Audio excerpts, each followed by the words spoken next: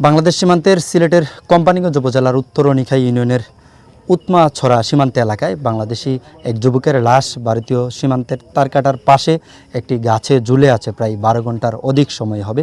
এই লাশটি এখন পর্যন্ত আইনি জটিলতার কারণে উদ্ধার হয়নি। আমরা এখন আছি নিহতের বাড়িতে। আমরা আসলে জানার চেষ্টা করব কিভাবে এই ছেলেটি আসলে নিহত হয়েছেন এবং এই ছেলেটি কি করতেন।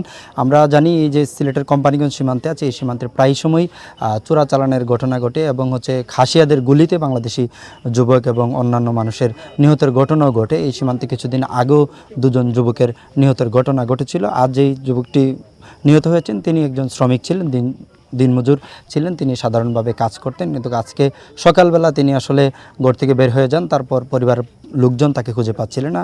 বেলা 10টার পর স্থানীয় লোকজন এই সীমান্ত এলাকার গরু চড়াতে গেলে আসলে এই যুবকের লাশটি একটি গাছে ঝুলে থাকতে দেখেন। একেবারে ভারত বাংলাদেশের যে সীমান্ত রয়েছে সেই সীমান্তের একেবারে পাশেই এই ছেলের লাশটি ঝুলে আছে প্রায় 12 ঘন্টা ধরে। আমরা এখন তার পরিবারের সাথে একটু কথা বলার চেষ্টা করব, একটু জানার চেষ্টা করব। আপনি যদি একটু বলেন যে কি হয়েছিল, এখন কি অবস্থা, লাশটি উদ্ধারের কোনো ব্যবস্থা? ওয়ালটন আবারও মিলিনিয়ার অফারে ওয়ালটন ফ্রিজ কিনে আপনিও হয়ে যেতে পারেন মিলিয়নিয়ার।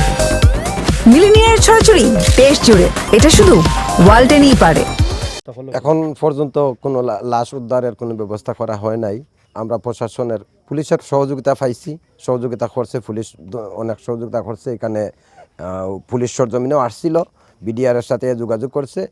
পরে বিডিআরে বলছে যে আপনারা জিটি নিয়ে আসছেন, জিটির মধ্যে একটু গন্ডগোল বাজার দ্বিতীয়বারও আমরা জিটির লাগিয়ে ফাটাইছে এবং তদন্ত শিক্ষারে হইয়া গেছে। আমি সহযোগিতা করব, বিডিআরে অনুরোধ করে গেছে, বিডিআরকে অনুরোধ করছে আপনারা একটু সহযোগিতা করেন। আমিও সহযোগিতা করতেছি। তবে আমরা উৎমা বিউপির যে বিজেপির কমান্ডার যে আছে ওনার কাছ থেকে আমরা কোনো সহযোগিতা পাই না বেদায় এখন পর্যন্ত ঝুলন্ত অবস্থা লাশ আছে। ভারতীয় বিএসএফ ওরা অন্য রাষ্ট্রের সৈনিক, ওরা চাইছে আমাদের বিউপির যারা কমান্ডার আছে যে আপনাদের বিডিআরকে ফাটান। ওরা আমাদের বিডিআর যায় নাই, আমাদের বিডিআর চাইছে, আমাদের কাছে বলছে যে বিএসএফকে বলো আমার চিঠি দেওয়ার জন্য। আসলে আমরা জানছিলাম ওই যে এই ছেলেটি নিহত হওয়ার পর তার লাশ উদ্ধারের যে প্রক্রিয়া সেটি লেট হচ্ছে, যার কারণে তার আত্মীয় স্বজন আসলে খুব প্রকাশ করছেন। আমরা তার বাবার কাছ থেকে একটু জানতে চাবো। আমরা যেটি জেনেছি যে আপনার ছেলে 3 দিন আগে বিয়ে করেছেন।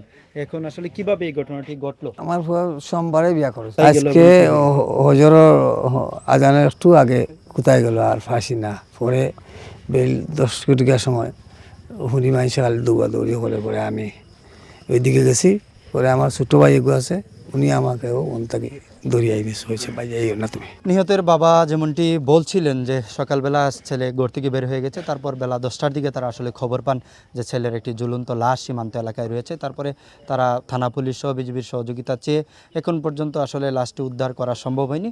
তো সিলেটের সীমান্তবর্তী এলাকা থেকে ভারতীয় সীমান্ত এলাকায় যুবক নিহতের ঘটনা আমি কালের কণ্ঠের পর্দায় আপনাদেরকে জানাচ্ছিলাম। কবির আহমেদ, কালের কণ্ঠের সাথে থাকার জন্য আপনাদের সবাইকে ধন্যবাদ।